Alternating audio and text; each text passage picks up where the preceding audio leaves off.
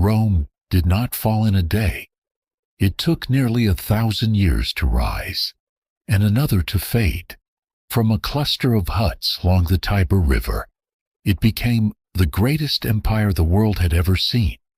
A machine of law, architecture, and ambition, and yet the same forces that built Rome, power, pride, and expansion, would also unravel it.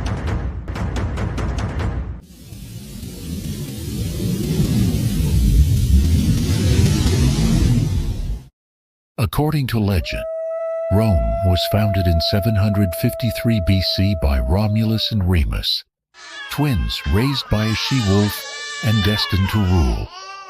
It is a myth, but beneath it lies truth. Rome was born of conflict and survival. Amid tribes and raiders of central Italy, one settlement found order through discipline and duty. That discipline would define Rome forever.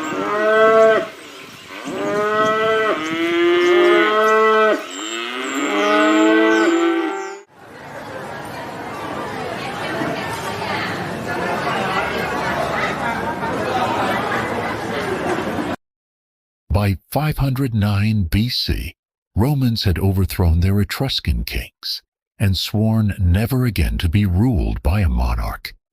In their place rose the Roman Republic, a government of laws, not men. 2 consuls shared power, a senate advised them, and citizens had a voice through elected tribunes. It was not democracy as we know it, but it was revolutionary for its time.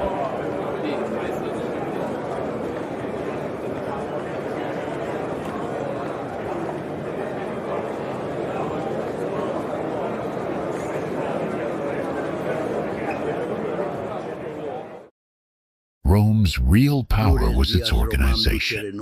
It conquered not only with swords, but with systems, roads, laws, citizenship. By 265 BC, it had unified the Italian peninsula, forging alliances and building the most efficient army in the ancient world. Every soldier was a citizen. Every victory expanded the idea of Rome itself.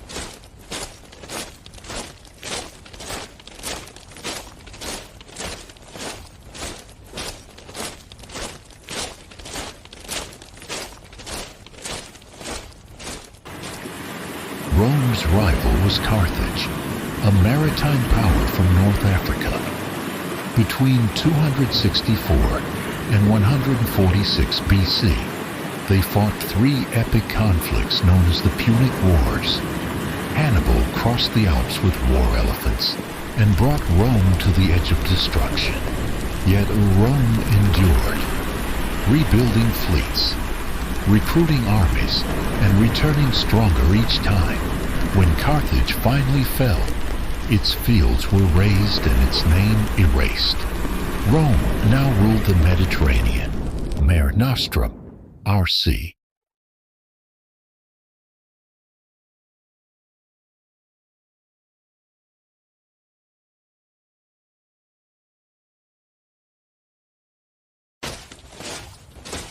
By the 1st century BC, conquest had made Rome rich and divided. Generals like Julius Caesar commanded armies more loyal to them than to the Senate. In 49 BC, he defied the law and crossed the Rubicon River, igniting civil war. His victory ended the Republic.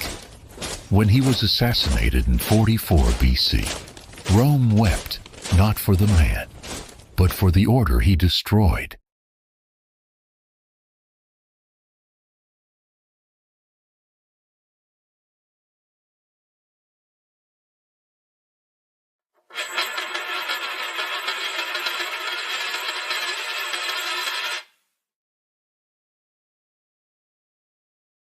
From civil war rose Octavian, Augustus Caesar, Rome's first emperor. Under his rule began the Pax Romana, 2 centuries of peace and prosperity. Roads spanned Europe, aqueducts carried water to millions, and laws bound diverse peoples under a single authority. Rome had become more than a city. It was a civilization.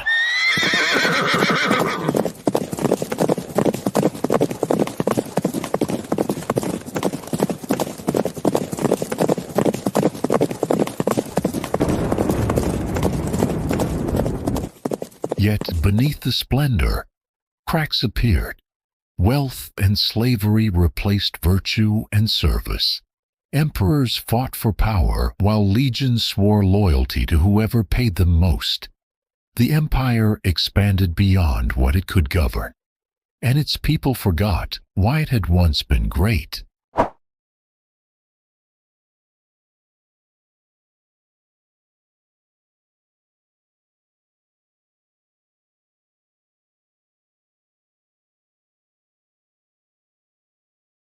By the late 3rd century, crisis threatened to tear Rome apart.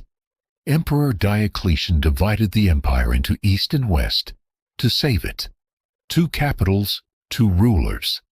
A generation later, Constantine the Great rose, embraced Christianity, and founded a new capital at Constantinople. The old heart of Rome still beat, but its rhythm had changed.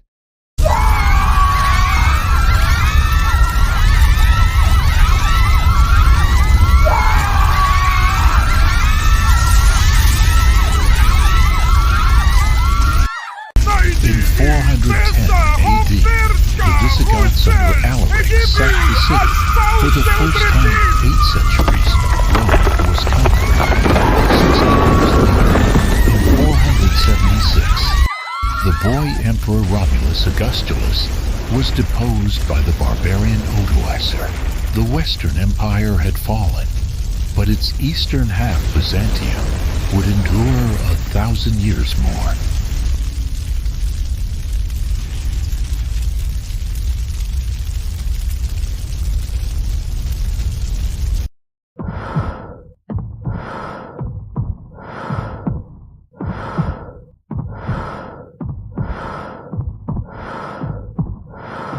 Rome was more than an empire. It was an idea that through law, discipline, and vision, humanity could bring order to chaos. It rose because people believed in that idea. It fell when they stopped. But its story does not end in ashes, because the echo of Rome still guides us in our cities, our laws, and our dreams of power.